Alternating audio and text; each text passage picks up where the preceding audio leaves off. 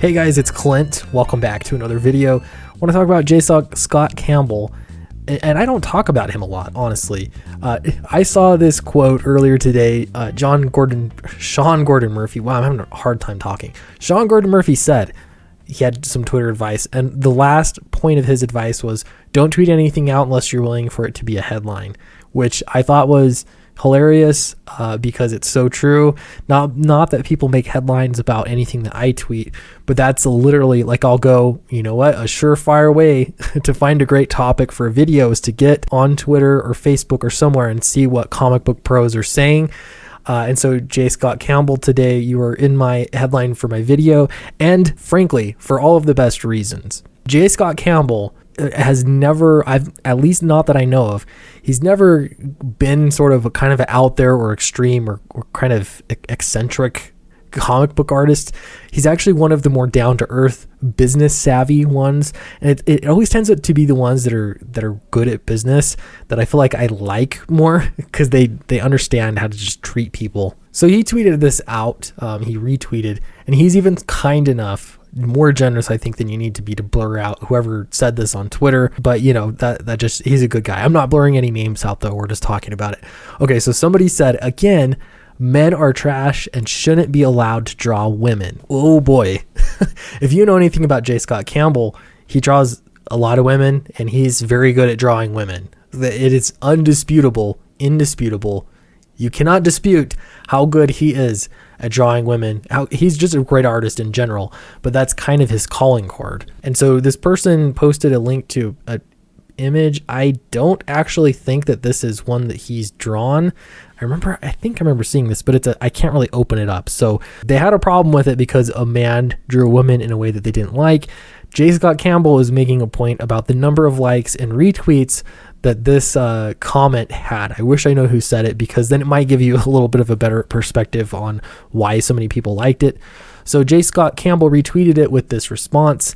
It's tempting to get discouraged by some of the negative comments on Twitter, but remember, even a comment as broad and incendiary as the one got nearly 30,000 likes and almost 5,000 retweets is just over a day. Hashtag a little perspective. And that is shocking, because it's such a silly thing that men are trash and shouldn't draw women, and therefore, you know, that it's worth all these people. There are a lot of people that agree that men are trash and shouldn't draw women. Wow. There's a lot to say here, but if I go down, J. Scott Campbell clarifies it a little bit himself. He said, just to clarify, I'm not down. I actually found this to be a mood booster, or because again, it wasn't specific to me. Okay, so the drawing wasn't his. It was just whoever the poor guy is that did draw that. He continues, just a reminder that really dumb comments can get a lot of dumb people liking them. I mean, is there anything more ridiculous and unreasonable than that comment? And in this statement, this is where J. Scott Campbell does what you think would be the undoable. And that is, he's built a bridge. He's, I think, a normal person, pretty normal. He's built a bridge, though, to people that are not so normal. I've got to go back here because I'm going to miss it. That's right. Erik Larsen had something to say about it. Yep, the Erik Larsen from Image Comics, the Erik Larsen that always has something nasty to say about John Maylin's artwork, or pretty much anybody else you know and respect. Erik Larsen has got a lot of problems himself, but here he is agreeing with J. Scott Campbell. This proves that it has less to do with the message and more to do with the messenger. And I'll get into that in a minute here, but Erik Larsen says the attempt to immediately backpedal and end up making no coherent point whatsoever. And then he posted another response from apparently the same person, basically saying, if you're offended that not all men, then you're part of the problem. Oh man, this is insufferable. This rando person, it continues. Second, most of my favorite comic book artists are men. They just actually can draw women, like, you know, women. And J. Scott Campbell responds, holy moly, you gotta be kidding me. Twitterverse at its finest right there. Accountability equals 0. Okay, here, Erik Larsen's response. I'm sorry, we're going to go through each one of these because it's important. Erik Larsen says, basically her point is that men shouldn't be allowed to draw women unless they're men whose work she likes, in which case it's totally okay for men to draw women. J. Scott Campbell responds, yeah, but again, around 30,000 people liked her blanket indictment of all men just fine. So, ... And Erik Larsen responds one more time.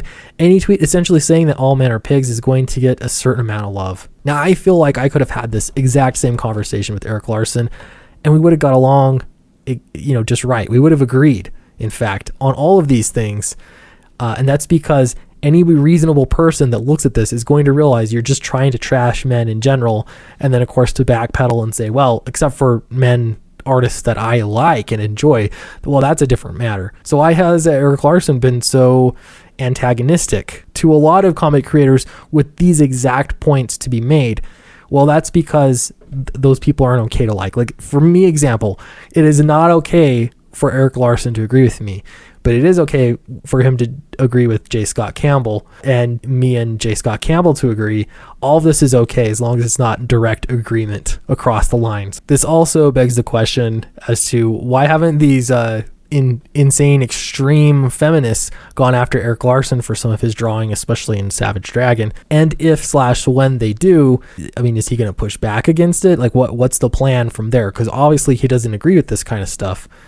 He just wants to draw some kind of line that he's not as bad as the rest of us. So for me, this essentially proves something that's pretty important. That is that if you're genuinely known for your art being amazing, if you work in comics, be purely on talent, and you can act like a professional person around people, even to go as far as when somebody says something bad that is indirectly or directly related to you, you would even blur out their name just to not offend anybody.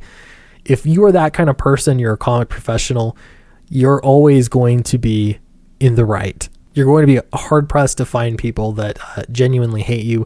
Though I have to say he has gotten some pushback on his drawings, and no doubt he'll probably get more as things continue to deteriorate in comics.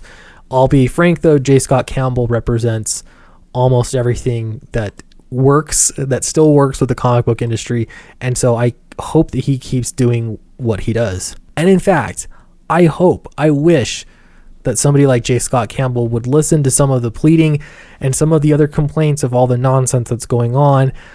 He's probably the kind of person that has his head down and he's working a lot, and I know there are a lot of artists out there that get a bad reputation, artists and writers for that matter, but they'll get a bad reputation for all of the extremists that work in the comic book industry.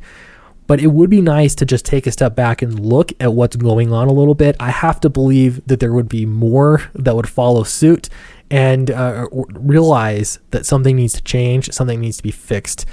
I have a feeling that there might be some kind of insulation here where he's not getting the full force. It just happens to be whatever he sees on Twitter. I don't know though. Maybe he's a fan of the show or some other YouTube channels, and he's seeing the problem in and of himself. Because let's be honest, if men were not allowed to draw women in comics, you would not have very many female comic book characters. And by that same logic, you couldn't have any female artists drawing male characters, or white artists drawing any other race of character. You couldn't have any of this because you'd be so narrowly tied down to being able to do what it is that you look like. This is such a strange world that we live in. This is not reality, and this should be rejected by people like Erik Larsen. It should be rejected by people like Gail Simone, in fact.